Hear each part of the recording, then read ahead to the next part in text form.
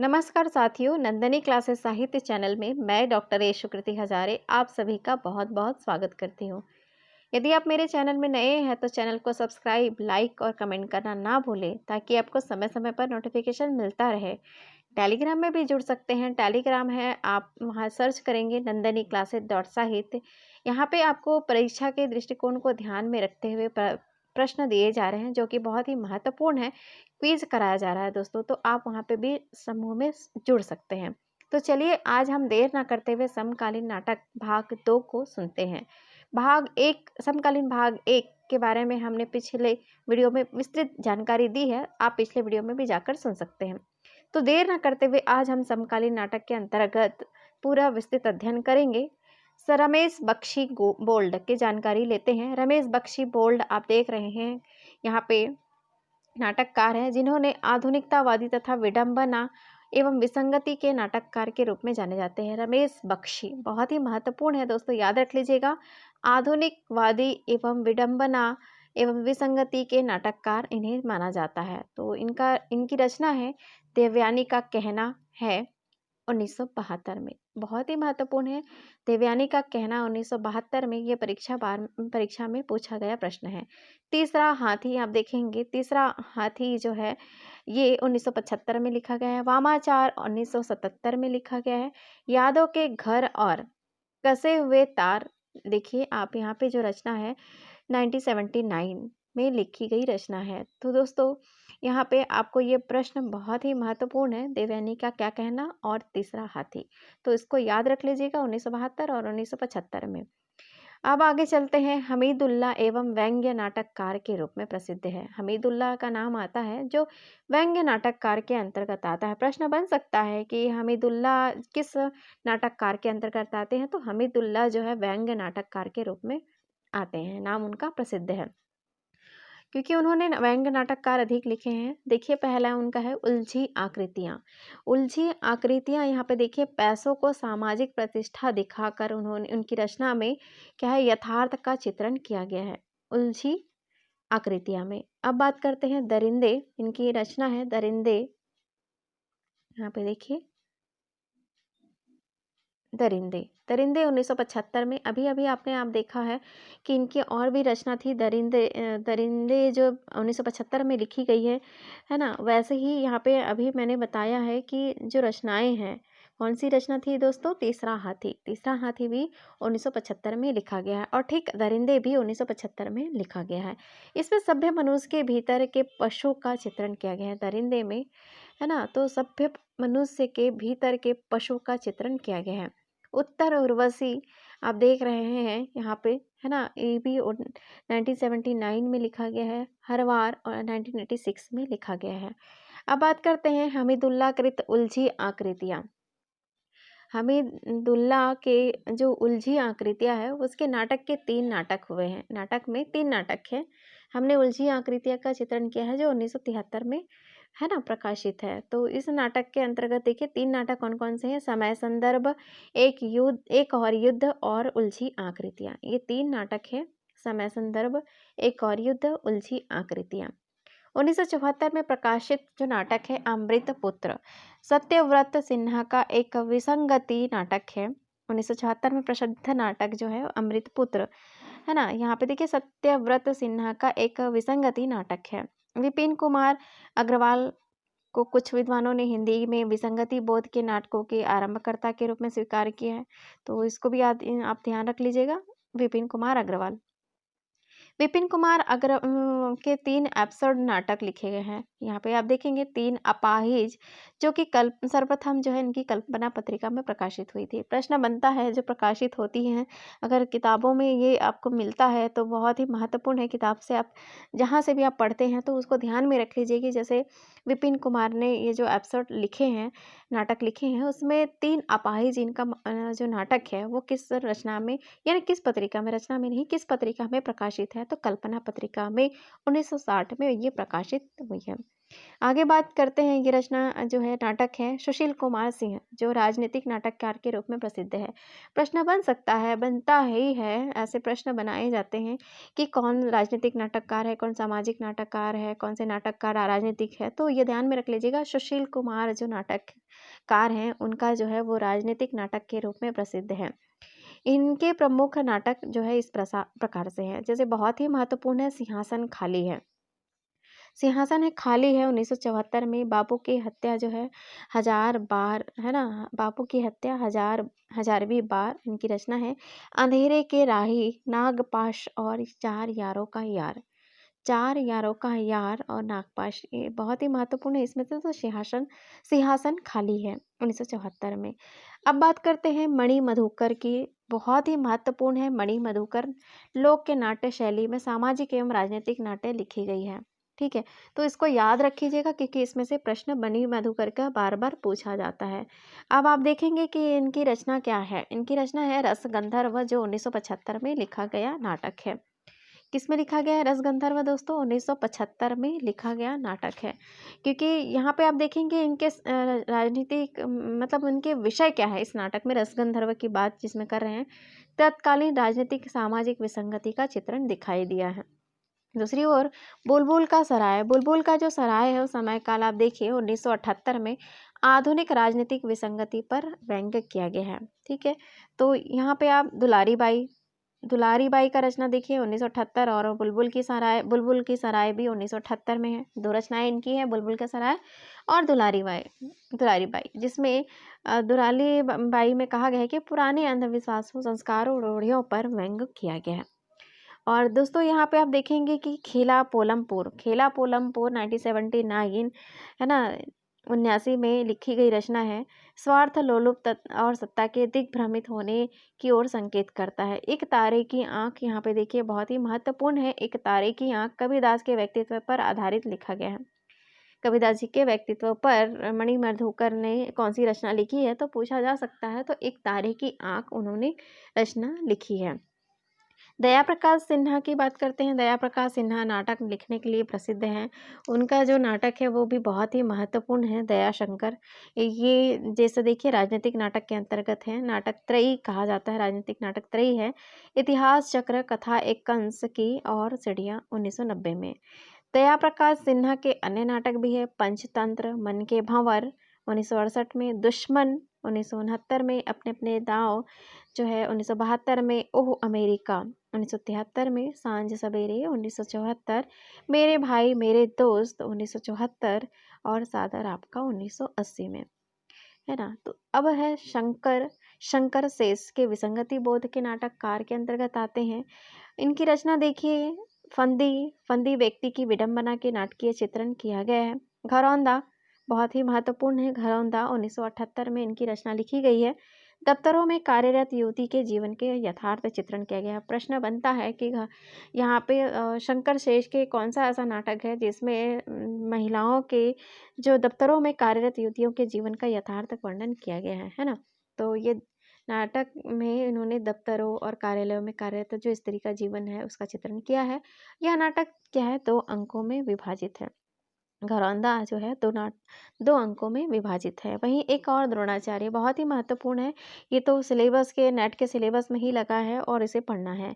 और एक और द्रोणाचार्य से बार बार प्रश्न बनते गए हैं अभी। तो ये महाभारत कालीन द्रोणाचार्य के पौराणिक में थी, ये चित्रण किया गया है। इस नाटक में देखेंगे कि नाटक जो है पौराणिक कथा है, लेकिन महाभारत के माध्यम से आज की जो शिक्षा व्यवस्था है उसमें व्याप्त भ्रष्टाचार को क्या किया है, रेखांकित करते हुए इसे प्राचीन परंपरा से जोड़ा गया है। तो 1977 में ये रचना लिखी गई है। दोस्तों इसमें से प्रश्न बार बार बनते हैं। अब देखते हैं आगे। अरे यायावर याद रहेगा, इनकी और भी रचना है। अरे मावई, अरे अरे याद रहेगा यायावर तो खैर इनकी नहीं है। अरे मायावी सरोवर, क्योंकि ये मिलता जुलता है, मैं ये बताने की कोशिश कर रही थी। अरे मायावी सरोवर जो है पौराणिक कथानक पर आधारित है 1980 में। अब यहाँ पे देखिए अरे मायावी सरोवर नाटक में जो है क्या है, पौराणिक कथानक पर तो आधारित है, लेकिन जब इसकी बात करते हैं तो नाटक में राजा रानी के माध्यम से इसमें स्त्री पुरुष के संबंधों की जटिलता तथा समस्याओं का चित्रण इसमें दिखाई देता है। क्या है दोस्तों? राजा रानी के माध्यम से स्त्री पुरुष संबंधों की जो जटिलता है और समस्याओं का चित्रण यहाँ पे दिखाई दिया है। वहीं बात करेंगे रक्त बीज, बहुत ही महत्वपूर्ण प्रश्न बना है, रक्त बीज किसकी रचना है? तो शंकर शेष की रचना है। नाटक नए जीवन दर्शन के तनाव का चित्रण दिखाई देता है। नाटक में नए जीवन रक्त बीज है ना, बीज बीज से ही समझ जाइए कि बीज जब उत्पन्न होता है, पौधा बनता है, तो बीज जब पल्लवित होता है, बीज बनता है, पौधे निकलते हैं उसके, और धीरे धीरे वो पल्लवित होता है तो नया जीवन दर्शन उसमें होता है। तो नाटक नए जीवन के तनाव, जीवन दर्शन के तनाव का चित्रण यहाँ पे दिखाई दिया है। वहीं बात करते हैं बंधन अपने अपने।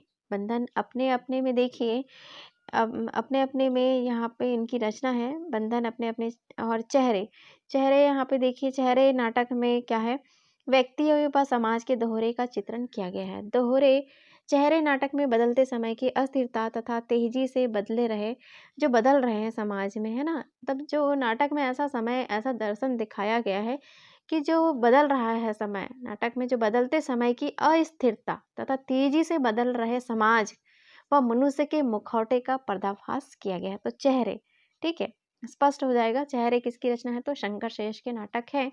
अब बात करते हैं कोमल गांधार, बहुत ज़्यादा महत्वपूर्ण है कोमल गांधार।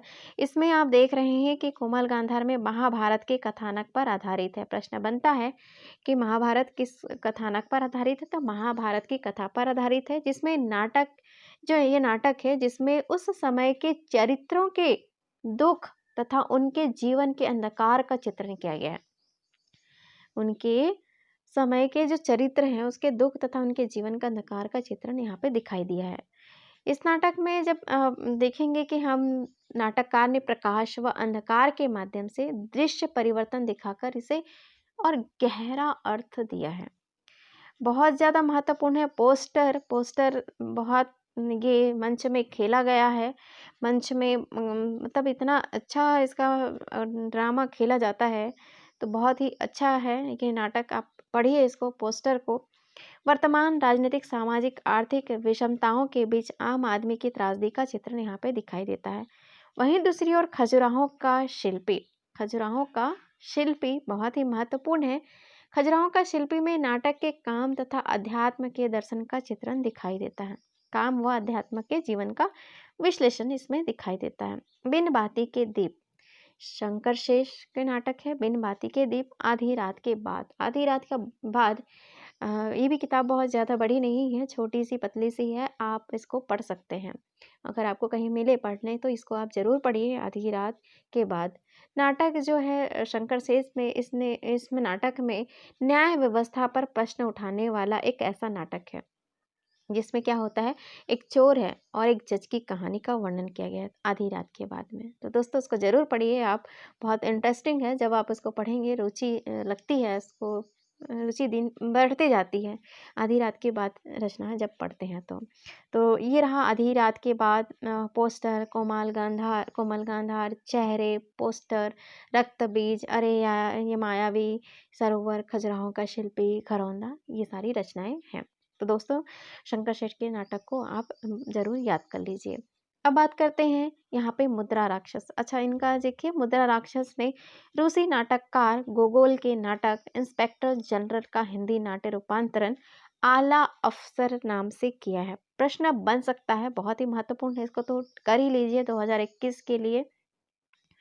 मुद्रा राक्षस जो है नाटककार हैं वो रूसी नाटककार गोगोल, है ना। गोगोल जो नाटक है, गोगोल के नाटक इंस्पेक्टर जनरल, इसका क्या किया उन्होंने, हिंदी अनुवाद, हिंदी रूपांतरण किया है। किस नाम से, तो आला अफसर। प्रश्न बन सकता है। और दूसरी तरह से कि आला अफसर नाटक, आला अफसर नाम से हिंदी रूपांतरण किस नाटककार ने किया है, तो मुद्रा राक्षस। या रूसी नाटककार गोगोल के नाटक का किसने अनुवाद किया है, तो मुद्रा राक्षस ने किया है। ठीक है, तो इस तरह से आप याद कर सकते हैं। अब बात करते हैं इनके प्रमुख नाटक कौन कौन से हैं। तिलछट्टा बहुत ज़्यादा महत्वपूर्ण है दोस्तों, चट्टा 1972 में ये रचना लिखी गई है। तो याद रख लीजिएगा, स्त्री पुरुष के यौन कुंठा का चित्रण इसमें दिखाई दिया है। तिलचट्टा में ये जो आधुनिक जीवन व समाज की विसंगतियों के नाटककार तो जाने जाते हैं, जिसमें आप देख रहे हैं कि स्त्री पुरुष की यौनिकता की समस्या संबंधी प्रश्नों को उठाया गया है। ठीक है, योर्थ देखें, योर्थ फेथफुली 1974 में लिखा गया है, जिसमें केंद्रीय कर्मचारियों की हड़ताल है ना, और अधिकारियों क्रूरता और स्वार्थपरता का चित्रण दिखाई देता है। मरजीवा जो रचना है उसमें देखिए वर्तमान समाज की विसंगति व अभिशप्त व्यक्ति की नियति का चित्रण किया गया है मरजीवा में। वहीं तेंदुआ जो है मानव की पार्श्विक प्रवृत्तियों का चित्रण दिखाई देता है। तेंदुआ जो है नाटक में मनुष्य की आदिम व पार्श्विक प्रवृत्तियों का चित्रण दिखाई दिया है। प्रथम स्तुति इनकी रचना है, प्रथम स्तुति। फिर आला अवसर मैं आपको बता रही थी, जो अनुवादित है, अनुदित किया गया है रूसी है ना नाटककार का। तो नौकरशाही के क्रूर व कुटिल चरित्र का चित्रण किया गया है, यहाँ पे आप देख रहे हैं। तो दोस्तों इसमें नौकरशाही की अमानवीयता का चित्रण करने वाला नाटक है। यह नाटक रूसी नाटककार, मैंने आपको बता दिया है, गोगोल के नाटक इंस्पेक्टर जनरल के हिंदी नाट्य रूपांतरण है। ठीक है, 1979 में। गुफाएं देखिए 1979 में द्विपात्रीय प्रयोगात्मक रचना लिखा गया है। और संतोला यहाँ पे 1980 में लिखा गया है। वर्तमान सामाजिक स्थिति के बीच से नए समाज की कल्पना इसमें लिखी गई है। संतोला जो है बहुत ही महत्वपूर्ण है, पुराने व नए समाज के द्वंद्व के बीच नए विकल्प का खोज नाटक है। मुद्रा ने राक्षस ने नई नाटक की भाषा को क्या कहा है? तो बहुत ज़्यादा महत्वपूर्ण बन जाता है दोस्तों, ये प्रश्न बार बार पूछा गया है, मोस्ट इम्पॉर्टेंट। हाशिए की भाषा किस भाषा को कहा गया है? नाटक की भाषा को कहा गया है ना। तो मुद्रा राक्षस ने नाटक की भाषा को कहा है। देखिए, नाटक की भाषा को हाशिए की भाषा कहा है। ठीक है, अब बात करते हैं गिरिराज किशोर के नाटक के बारे में। गिरिराज किशोर के नाटक को देखिए, यहाँ पे नर मेध इनका नाटक है और बादशाह गुलाम बेगम है, और जिसमें सत्ता की क्रूरता से आक्रोशित जनता के मूर्त चित्रण दिखाई देता है। प्रजा ही रहने दो 1977 में महाभारत के कथानक पर आधारित है ये रचना।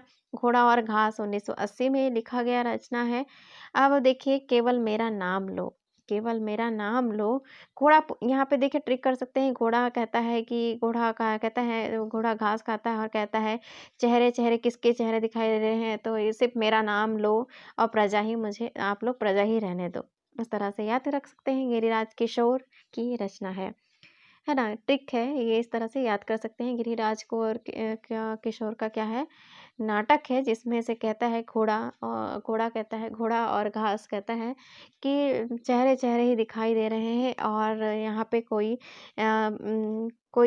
कहता है कि मेरा नाम लो, कोई केवल मेरा नाम, वो कहता है कि, फिर घोड़ा कहता है कि मेरा ही नाम लो और मैं बादशाह बन के रहूँगा, गुलाम बनकर नहीं रहूँगा। तो बादशाह गुलाम बेगम है ना, उस बादशाह गुलाम बेगम से कहता है, या इस तरह से ट्रिक कर सकते हैं, और आप लोग प्रजा ही रहो, मैं राजा बनकर रहूँगा। इस तरह से नरमेध है ना, इस तरह से याद रख सकते हो। ठीक है, जुर्म आयद इनकी रचना है, जिसमें अच्छा बादशाह गुलाम बेगम में देखिए सत्ता की क्रूरता का वर्णन है, तो इधर दूसरी ओर जुर्म आयद का नाटक जो है उसमें न्याय व्यवस्था की विडंबना स्थिति का चित्रण दिखाई देता है।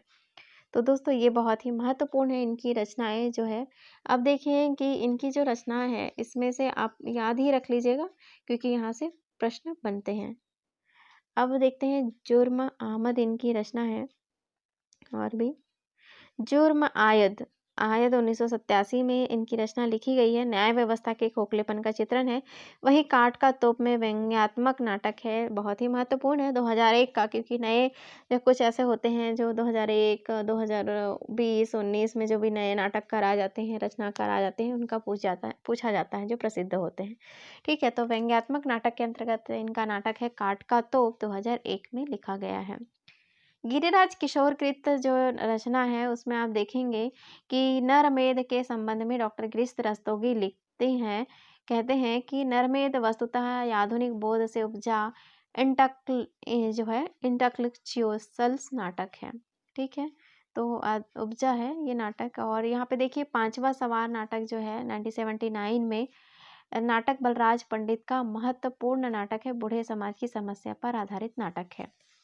वहीं दूसरी ओर देखेंगे दूधनाथ सिंह ने उर्वशी पुरूरवा के जो नाटक है पौराणिक गाथा के आधार पर सन 1990 में यमगामा नाटक की रचना की। बहुत ज़्यादा महत्वपूर्ण है दोस्तों ये दूधनाथ सिंह, है ना। इसमें से आप इसको याद रख लीजिएगा, दूधनाथ सिंह, यहाँ से प्रश्न बनता है।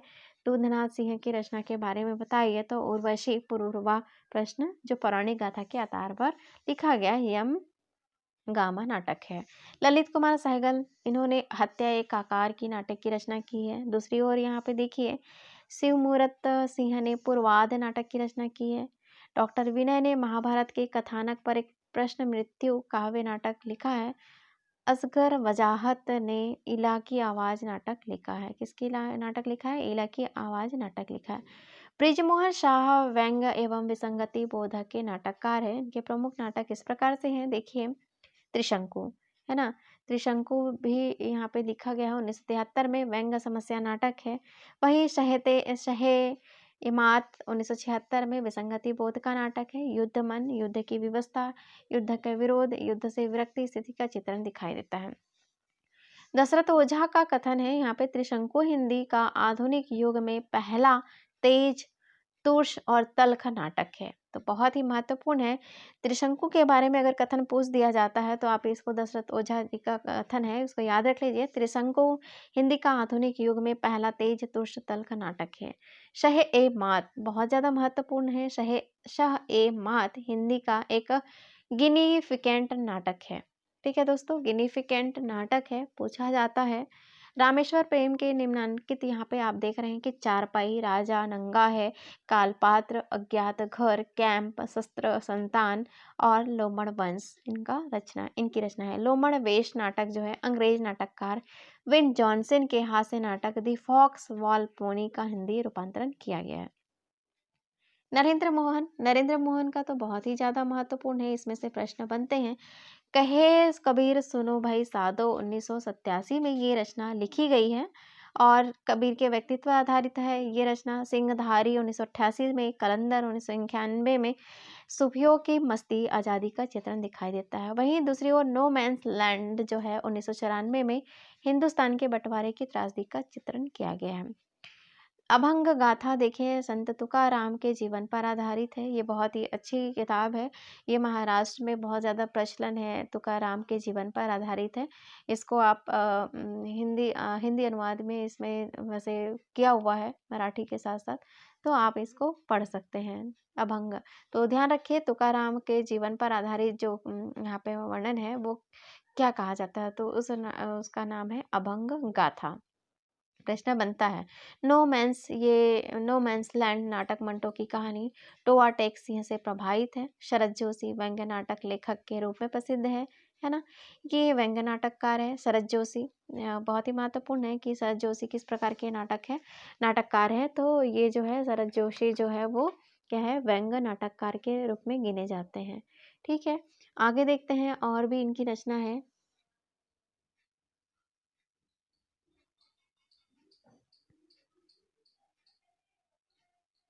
सॉरी, आगे है,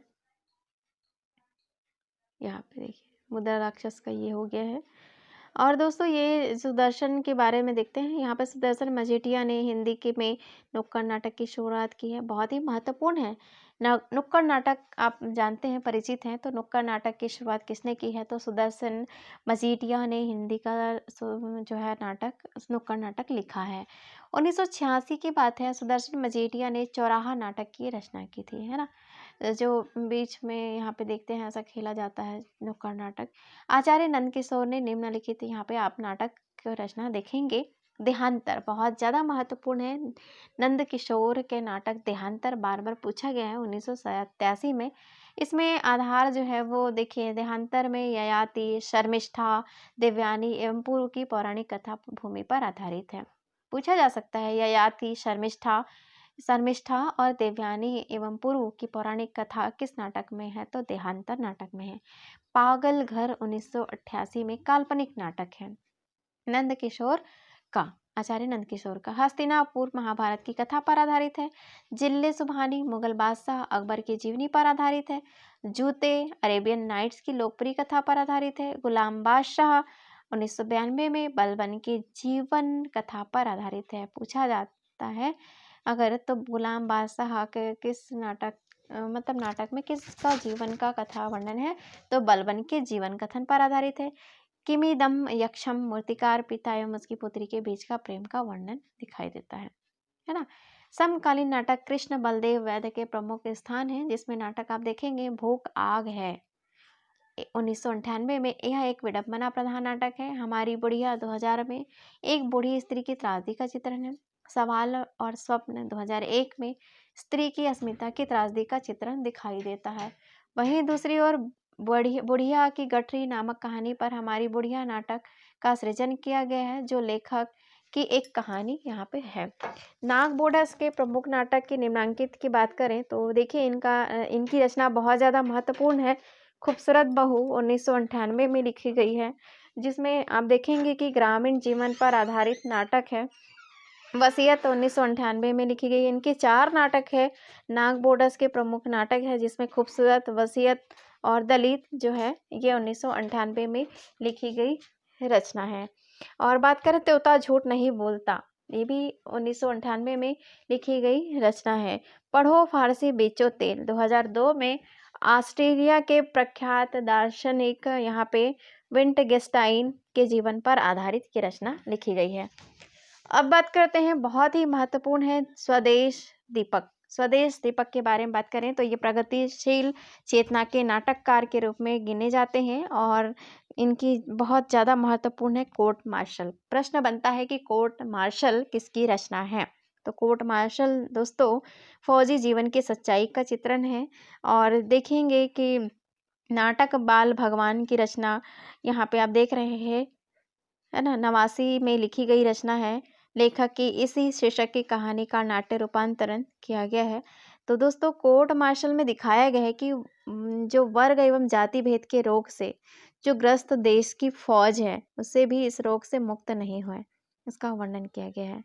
वहीं दूसरी ओर जलता हुआ रथ, तो दोस्तों पहले कोर्ट मार्शल का बहुत ही महत्वपूर्ण है 1991, इसको याद रख लीजिएगा। जलता हुआ रथ किसकी रचना है, तो स्वदेश दीपक की रचना है, जिसमें शोषक एवं शोषित के बीच का संघर्ष दिखाई देता है।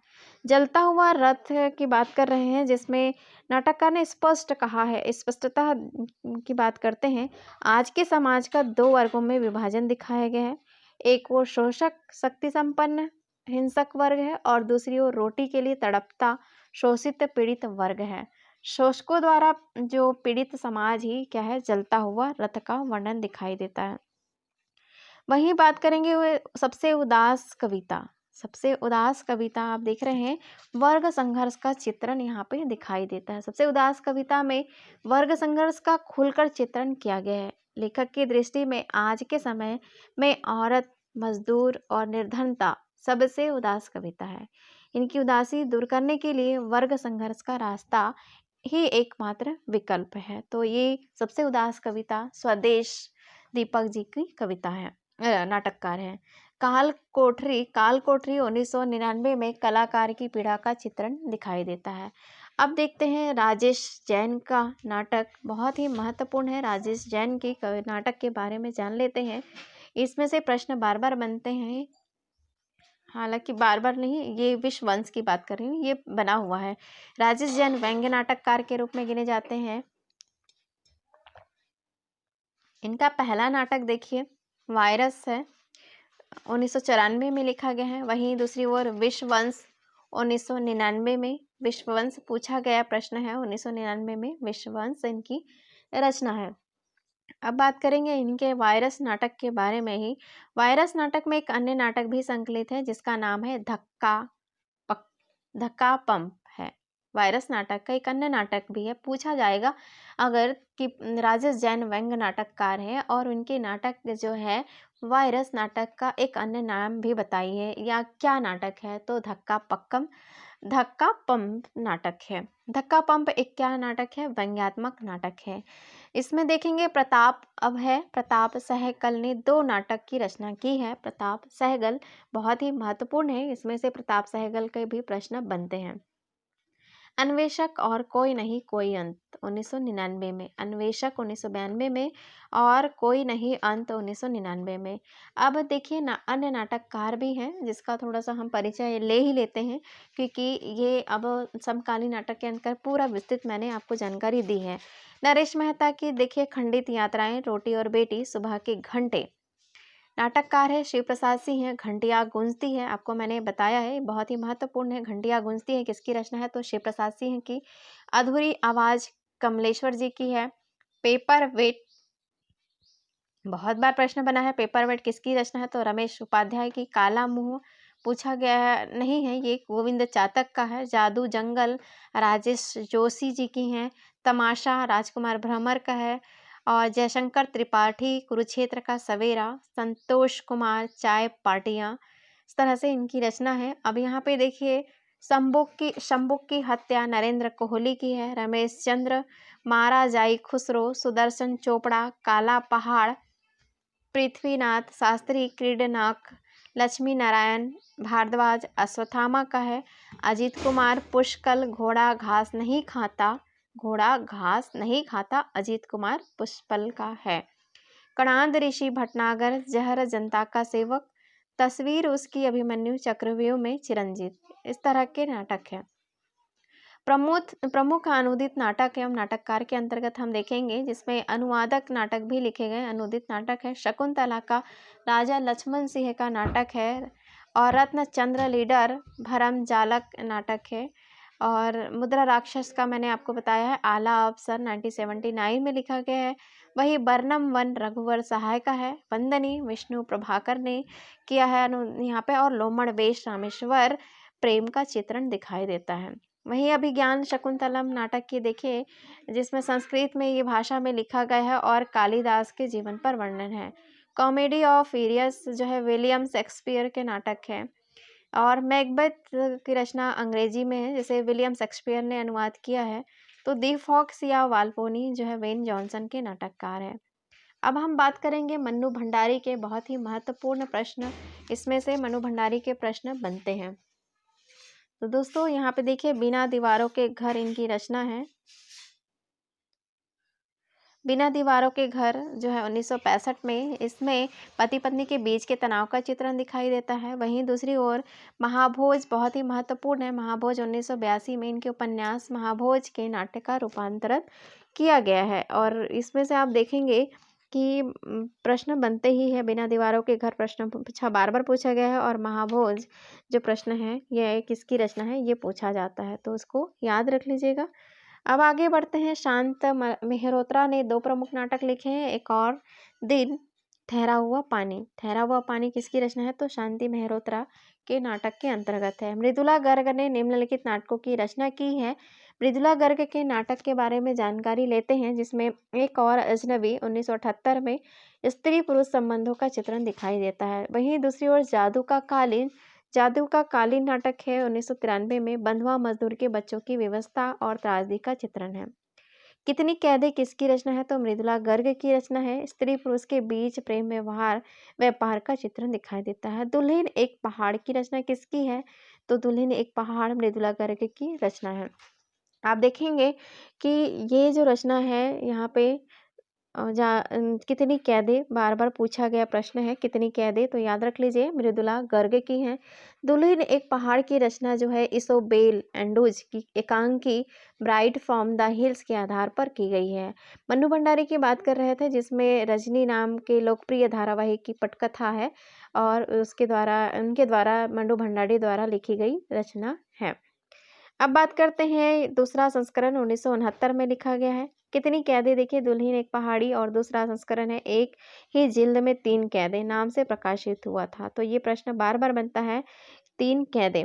वहीं दूसरा आपने देखा, मृणाल पांडे के नाटक सामाजिक संदर्भों में अनुप्रमाणित है, जो कि बहुत ही महत्वपूर्ण है। इसमें देखिए, मृणाल पांडे के अंतर्गत सामाजिक में जो राम रची राखा मौजूदा हालत को देखते हुए, और आदमी जो मछुआरा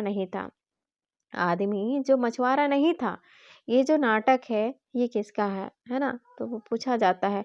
शोभा भूटानी ने शायद नाटक की रचना की है। किसने, शोभा भूटानी ने शायद हाँ, नाटक किसकी रचना है तो शोभा भूटानी की है। वहीं दूसरी ओर कुसुम कुमार महिला नाटककारों में सर्वाधिक नाटक यहाँ पे संख्या में नाटक लिखी हैं। अब हम देखेंगे कि इनके नाटक क्या-क्या हैं। संस्कार के नमस्कार, ओम क्रांति नाटककार है। तो दोस्तों हम जो है महिला नाटक के अंतर्गत ही देख रहे हैं। चलिए मैं इसका अलग से ही वीडियो बना दूँगी। महिला नाटककार के बारे में जानकारी पूरा विस्तृत वीडियो में जानकारी दूँगी। मृदुला गर्ग और जितने भी मनु भंडारी, शांति मल्होत्रा, है ना? मृणाल पांडे, कुसुम कुमार, हालाँकि ये बहुत हैं, इसमें फिर भी अलग से वीडियो बनाना उचित है, मुझे ऐसा लगता है क्योंकि सब एक साथ हो जाता है और बहुत लंबा वीडियो हो जाता है जिसमें आप लोगों को सुनने में भी थोड़ी दिक्कत हो जाती है कई बार। तो चलिए दोस्तों यहाँ पे देख रहे हैं स्वदेश दीपक प्रगतिशील का बहुत ही महत्वपूर्ण है, हमने आपको बता ही दिया है। तो ध्यान रख लीजिएगा मुद्रा राक्षस, गिरिराज किशोर की जितने भी रचनाएँ हैं। एक और लास्ट में चलते-चलते बता देते हैं, नीलपंछी नाम से यहाँ पे ब्लू बर्ड नाटक का हिंदी रूपांतरण फादर कौमिल बुल्के ने किया है ना? और एक और लास्ट अंत में बहुत ही महत्वपूर्ण प्रेमचंद के उपन्यास गोदान और अमृतलाल नागर के उपन्यास जो है प्रेमचंद के उपन्यास जो गोदान रचना है और अमृतलाल नागर के जो उपन्यास है सुहाग के नुपुर, इन दोनों का नाट्य रूपांतरण किसने किया है तो बहुत ही महत्वपूर्ण है, प्रतिभा अग्रवाल ने किया है। तो दोस्तों इसी तरह के ये वीडियो है नाटककार समकालीन नाटककार भाग 2 यहीं पे समाप्त होता है। आप सभी ने मेरे वीडियो को सुना और बहुत बहुत धन्यवाद मेरे वीडियो को सुनने के लिए और thank you and good bye.